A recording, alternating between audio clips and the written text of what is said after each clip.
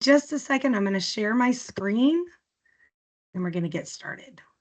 All right, there we go. Oh, okay. All right.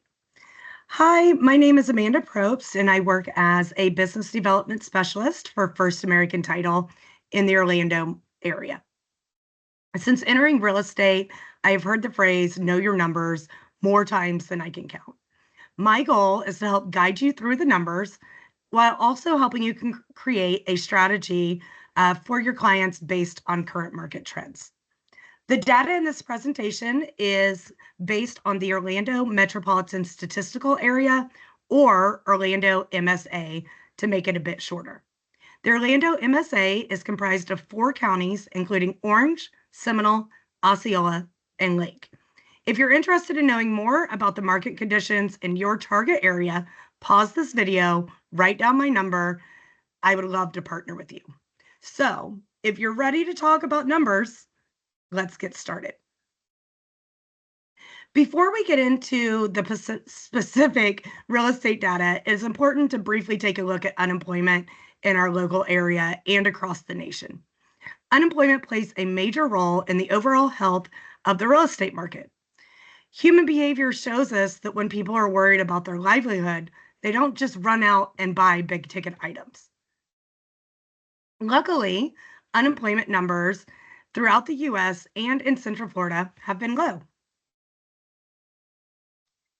In general, low unemployment can strengthen demand in a market, while high unemployment can reduce demand as well as supply. Buyers do not have the income to make large purchases, while sellers are nervous to move. The same applies to regional unemployment levels. However, low unemployment levels in a region can cause an increase in demand, including those that are moving into the area for economic stability. Sorry, I've been a little sick. The current national unemployment rate is 4%, while the Orlando MSA unemployment rate is 3%. Unemployment levels seem to indicate a resilient labor market. I created a table of all the data that I gathered to make this presentation. And I wanted to present it in one area. However, I'm going to break down most of these items individually throughout the presentation.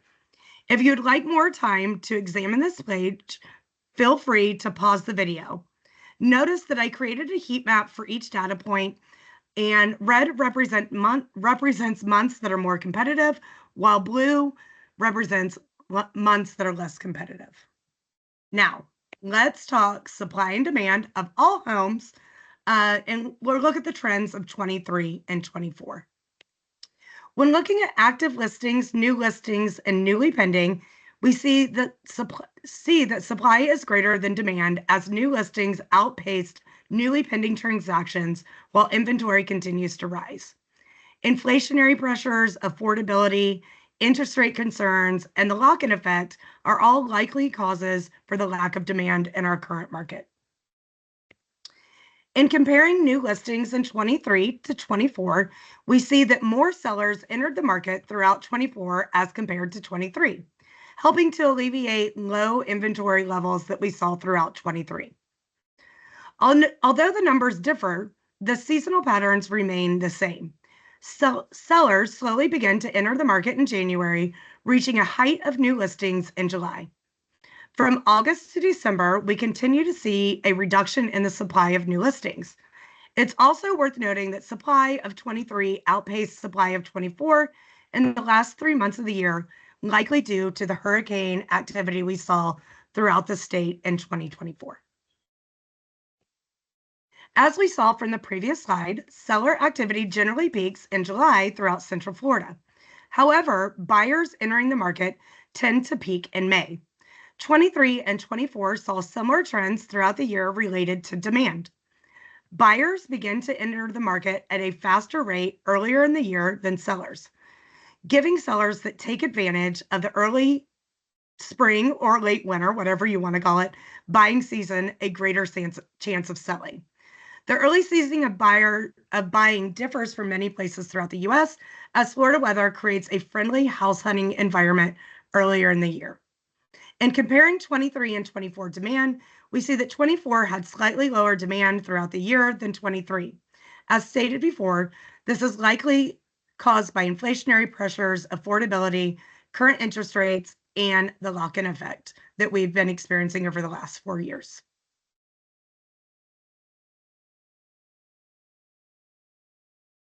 If you recall from the previous slide, throughout 24, supply continued to outpace demand in that new pending listings fell short of new listings each month. Although we saw some decreases in the month supply of inventory throughout 23 and 24, month supply has continued to increase over the course of each year. Month supply of inventory allows us to determine if the current market is a seller's market or a buyer's market. Under 5 months, inventory is considered a seller's market, giving sellers negotiating power. Buyer's market is represented by an inventory of 6 months or greater. Throughout 2023, the market experienced extreme seller's market, but as the supply has increased, the negotiating power of sellers has weakened. For most of 24, sellers maintained the advantage. During the late winter, early spring buying season, we moved to a more balanced market throughout the rest of the year. The one anomaly was November of 24, when the market shifted to a buyer's market just briefly. This was likely caused by the recovery efforts from Hurricane Milton and the market reaction to the Federal Reserve expansionary policy announcement. Let's get into pricing. For the purposes of this presentation, I am only looking at averages throughout the metropolitan area.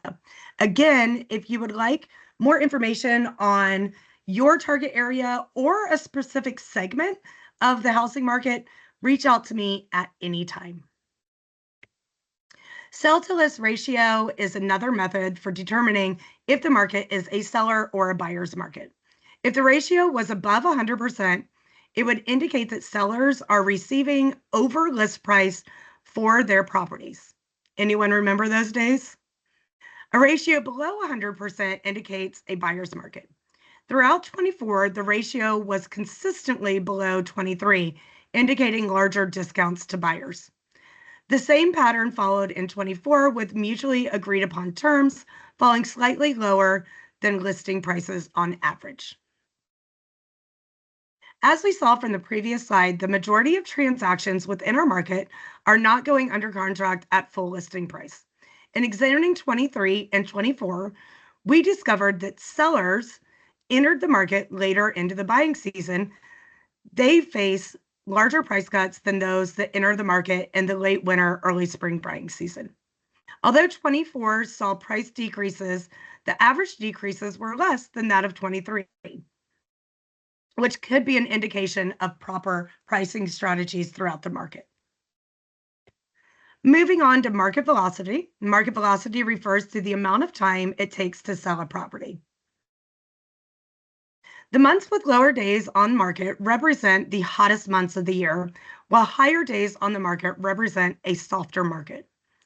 As you can see, the average and the median days on market in 24 followed seasonal buying patterns. Once again, sellers that entered the market later into the year face longer days on market, coupled with larger price cuts we discussed earlier.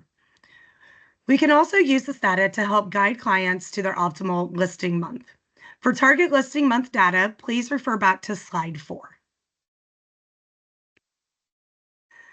In January, we continued seeing supply growing at a pace higher than demand as active inventory and new listings continued to grow month over month and year over year. However, demand in January increased as compared to demand in December of 2024, which leads me to believe that demand will follow a similar pattern throughout 25 as it did in 24, with buyers entering the market in the late winter, early spring season. Although it seems that month-over-month closing data from December 24 to January 24 fell significantly, I would not be alarmed at this because December closings were likely seasonally higher due to the hurricane activity in October, pushing closings towards the end of the year. Due to continued increases in active inventory without significant increases in demand, buyers maintained the advantage in the market. A buyer's market will continue to put downward pressure on housing prices as sellers must be willing to negotiate as buyers have larger inventory to choose from. Although we are in a buyer's market, the average price reduction has decreased slightly. Although I expect that number to grow month over month through July, due to the lack of demand in the market, we have seen increases in the amount of time it takes a property to go under contract. However, we should see that average begin to fall each month through May and June. If your brokerage or your team or you would like more specialized data from First American, we have you covered. Give me a call to get it set up. Thank you so much for spending some time with me, and I look forward to spending more time with you next month. Please pay attention to your email and social medias to find out how you can connect with me next month for my market update. Have a great, great, great day, everybody. Thank you. Bye-bye.